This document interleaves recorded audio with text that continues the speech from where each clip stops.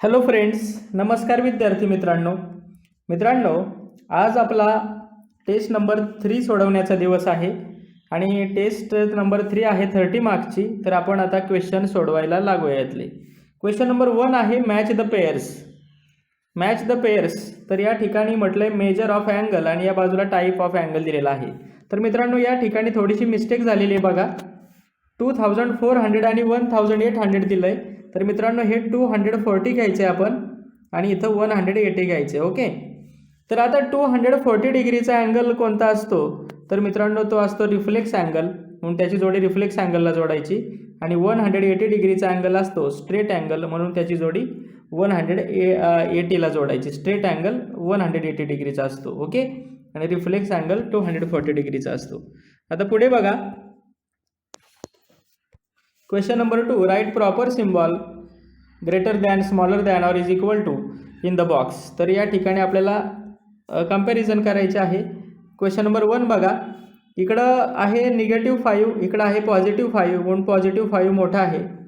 इकडं आहे +7, इकडं आहे -8, मग +7 मोठा आहे. ओके, तर हे असं सोडवायचं आहे. आता पुढचा क्वेश्चन बघा, question number 3, write the fractions which are indicated by points A and B. A आणि बी ने दाखवलेले पॉईंट्स कोणते आहेत ते बघायचे आहेत आपल्याला. फ्रॅक्शन्स कोणते आहेत? तर इथं डिनॉमिनेटर बघा काय आहे, 5 आहे. मग आपण डिनॉमिनेटर 5 देत जायचं. इथं 0 आहे म्हटलं तर 0/5, त्यानंतर 1/5, 2/5 आणि एला येणार आहे 3/5. एला कोणता येणार आहे?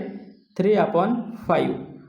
त्यानंतर आहे 4/5, 5/5, 6/5 आणि बीला येणार आहे 7/5. मग एने दाखवतोय 3/5 आणि बी दाखवतोय 7/5. ए दाखवतोय 3/5 आणि बी दाखवतोय 7/5. तर अशा पद्धतीने हा क्वेश्चन नंबर 3 सोडवायचा आहे. आता पाहूया क्वेश्चन नंबर 4. मित्रांनो, आता क्वेश्चन नंबर 4 काय आहे बघा, draw quadrilateral ABCD and answer the following questions. आपल्याला ABCD नावाचं एक क्वाड्रिलेटरल काढायचं आहे आणि त्यांनी विचारलेल्या क्वेश्चनचे आन्सर्स लिहायचे. तर इथं क्वाड्रिलेटरल काढूया. ABCD नावाचा क्वाड्रिलेटरल या ठिकाणी मी काढतोय. त्याला नाव द्यायचं आहे ABCD. ह्याला आपण नाव दिलं ABCD. आता पहिला क्वेश्चन आहे त्यातला, write pairs of opposite angles. Opposite angle कोणते आहेत बघा. इथं अँगल ए आहे की नाही आणि अँगल सी, हे ऑपोजिट पेअर आहेत. पहिली pair angle A and angle C, आणि दुसरी बी आणि D, angle B and angle D, हे ऑपोजिट अँगल्स आहेत. तर पुढचा क्वेश्चन आहे, राईट डायगोनल्स ऑफ क्वाड्रिलेटरल. आता डायगोनल्स बघा काय आहेत त्याचे. डायगोनल्स म्हणजे समोरासमोरचे वर्टेक्स जोडायचे की आपल्याला जो लाईन सेगमेंट मिळतो त्याला डायगोनल म्हणतात. म्हणजे सेगमेंट BD हा काय आहे, डायगोनल आहे. अजून एक डायगोनल काढता येईल आपल्याला बघा, ए पासून सी पर्यंत आहे की नाही. मग कोणता डायगोनल आहे अजून, सेगमेंट BD झाला. आता AC, ए पासून सी पर्यंत सेगमेंट AC. ओके, आता पुढे क्वेश्चन बघा काय आहे, solve the following sub questions. आता बघा, find the LCM and SCF of 48 and 84. 48 आणि 84चा आपल्याला LCM सुद्धा काढायचा आहे आणि SCF सुद्धा काढायचा आहे. आता आन्सर बघा कसं लिहिणार आपण. या ठिकाणी फर्स्ट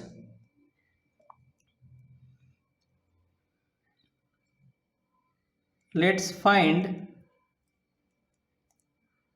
LCM. पहिल्यांदा LCM आपण शोधूया. ओके, मग आता मल्टिपल्स लावावे लागतात आपल्याला. कोणाकोणाचे, 48 आणि 84चे मल्टिपल्स लावावे लागतील आपल्याला. मल्टिपल्स ऑफ 48 लिहा पहिल्यांदा. Okay,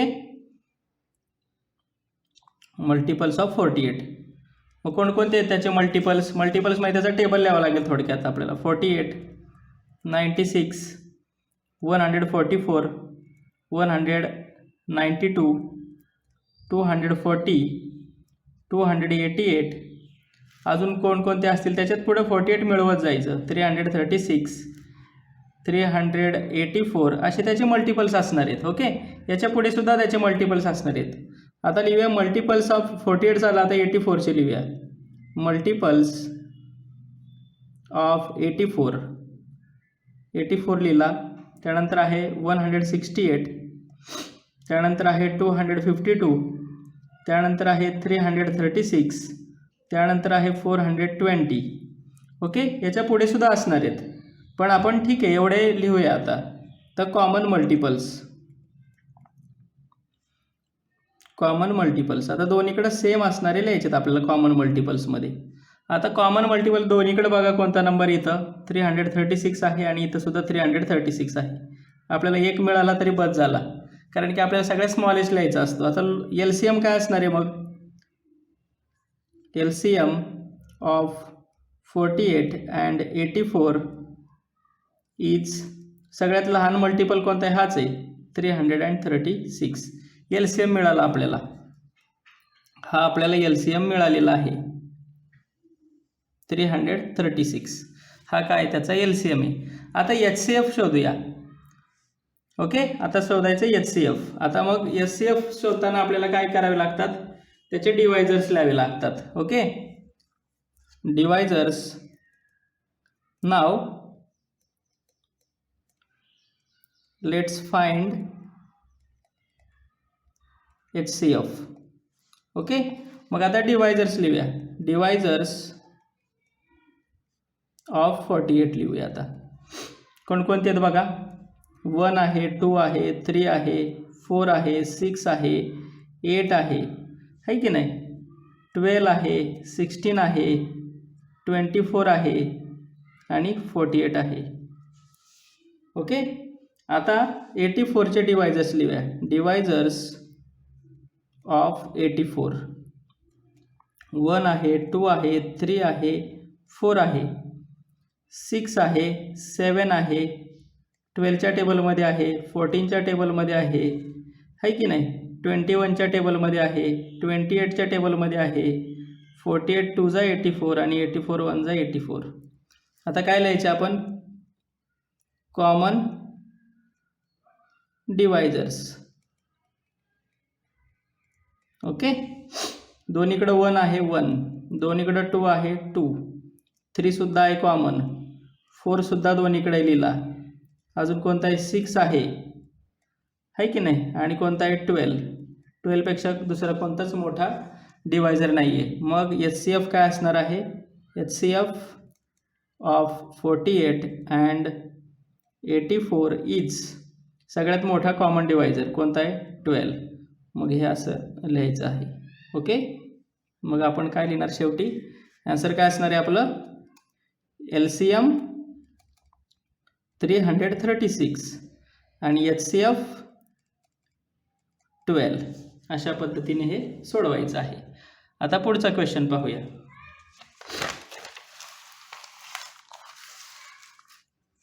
find the ratio of first quantity with second quantity. मग आपल्याला क्वांटिटी दिली 25 लिटर्स आणि 10 लिटर्स. मग लिहूया आपण रेशिओ ऑफ, आन्सर म्हणू इथं, ratio of 25 litres to 10 litres. Okay, तर 25 लिटर्स कुठं लिहिणार आपण? न्यूमरेटर प्लेसला लिहिणार, आणि 10 लिटर्स कुठं लिहिणार? डिनॉमिनेटरच्या ठिकाणी लिहिणार. 25 अपॉन 10. आता हे दोन्ही नंबर कशाच्या याच्यामध्ये आहेत?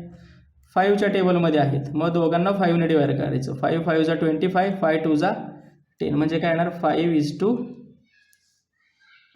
ओके, तर अशा पद्धतीने हे त्याचं रेशिओ लिहायचं आहे. तर पुढचा क्वेश्चन बघा. Draw a segment PQ of length 7 centimetre and bisect it using compass and ruler. आपण एक सेगमेंट काढायचा आहे 7 सेंटीमीटरचा. पेन्सिलने काढायचा तुम्ही, मी इथं पेनाने काढून दाखवतो तुम्हाला. म्हणजे 7 सेंटीमीटरचा पहिल्यांदा काय करायचं आहे? आपण एक लाईन सेगमेंट काढायचं आहे. ओके, 7 सेंटीमीटरचा एक लाईन सेगमेंट काढायचं आहे. तर 0 पासून 7 पर्यंत काढला, बरोबर. हा झाला 7 सेंटीमीटरचा लाईन सेगमेंट. PQ नाव द्यायचे त्याला. ओके, आणि आता काय करायचं आपल्याला, त्याचा बायसेक्टर काढायचं, त्याला बायसेक्ट करायचं. मग काय करायचं आपण, हा जो लोखंडी टोक आहे कंपासचं ते इथं ठेवायचं आहे आणि कंपासमध्ये काय करायचं आहे, अंदाजे निम्म्यापेक्षा जास्त अंतर घ्यायचं आहे. वरच्या बाजूला एक कंस करायचा आहे, खालच्या बाजूला एक कंस करायचा आहे. नंतर पीवर ठेवायचं आहे, अंतर बदलायचं नाही. वरती एक कंस करायचा, खाली एक कंस करायचा. आणि हे दोन्ही कंस जिथं भेटलेत बघा, इथं भेटलेत आहे का नाही, तिथून काय करायची, त्या दोघांना जोडून घ्यायचं.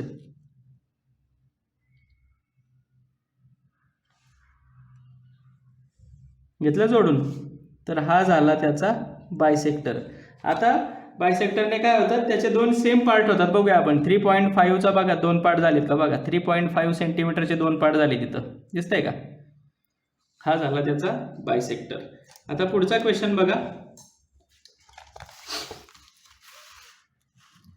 Find the numbers divisible by 3 from 12, 23, 36, 48, 52, 57, 47 and 35. याच्यामध्ये 3ने डिव्हिजिबल असणारे नंबर कोणते आहेत? तर जे 3च्या टेबलमध्ये येतात किंवा ज्या नंबरचे डिजिटचे ॲडिशन 3च्या टेबलमध्ये येते सम, ते 3ने डिव्हिजिबल असतात. आता 12 बघा आहे इथं 12 लिहिणार, 36 सुद्धा 3ने डिव्हिजिबल आहे, 48 सुद्धा 3ने डिव्हिजिबल आहे, 57 सुद्धा 3ने डिव्हिजिबल आहे. बस एवढेच नंबर 3ने डिव्हिजिबल आहेत बघा. 4 3 जा 12, 12 3 जा 36, 16 3 जा 48, 19 3 जा 57 आहे की नाही. आता पुढे बघा, वर्ड प्रॉब्लेम्स आहेत क्वेश्चन नंबर 6 मध्ये. Solve the following word problems म्हटले. Aman exercises walking on a circular path on the field every day. Arman काय करतोय, वॉकिंग करतोय सकाळी सकाळी दररोज. If he walks 3.252 kilometres in 6 rounds every day, how much distance does he walk in 1 round. तो 6 round मारल्यावर किती distance complete होते, 3.252 kilometre. तर 1 राउंडमध्ये किती डिस्टन्स आहे ते आपल्याला शोधायचे. मग या ठिकाणी आपण आन्सर म्हणूया आणि इथं म्हणूया डिस्टन्स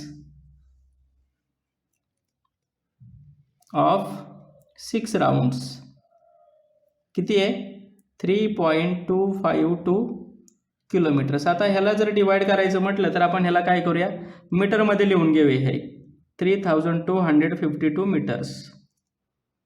3.252 किलोमीटर म्हणजे 3252 मीटर्स आहे. आता आपल्याला आपण काय करूया, डिस्टन्स ऑफ 1 राउंड म्हणूया.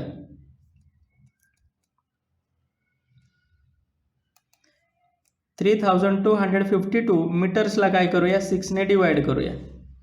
6 5 जा 30, 2 उरले 6 4 जा 24, 1 उरला 6 2 जा 12, 542 मीटर्स. म्हणजेच याचं जर आपण किलोमीटरमध्ये केलं तर 0.54 किलोमीटर्स हे 1 राऊंडचं डिस्टन्स येणार आहे. तुम्ही दोन्ही आन्सर दोन्हीपैकी कुठलं लिहिलं तरी तुमचं करेक्ट आहे. ओके, मग या ठिकाणी आपण म्हणणार आहोत he walks 0.542 kilometre in 1 round. Okay, तर अशा पद्धतीने हे सोडवायचं आहे. आता पुढचा क्वेश्चन बघा. If 5 chocolates cost ₹25, what is the price of 3 such chocolates. तर 5 चॉकलेटची कॉस्ट आहे, किंमत आहे ₹25. 3 चॉकलेटची किंमत किती विचारलं आहे आपल्याला. आन्सर म्हणूया इथं या ठिकाणी लिहूया, कॉस्ट ऑफ 5 चॉकलेट्स किती आहे, ₹25. ओके, मग इथं लिहायचं cost of 1 chocolate 25 divided by 5. बरोबर का, म्हणजेच किती येणार, ₹5. एका चॉकलेटची किंमत आली ₹5. मग आपण काय काढायचे, कॉस्ट ऑफ 3 चॉकलेट्स. एकाचे आहे 5, मग 3चे किती, 5 मल्टिप्लाय बाय 3, 5 3 जा 15 रुपीज. ओके, मग फायनल आन्सर लिहायचं, cost of 3 such chocolates is ₹15. Okay, आता पुढचा क्वेश्चन.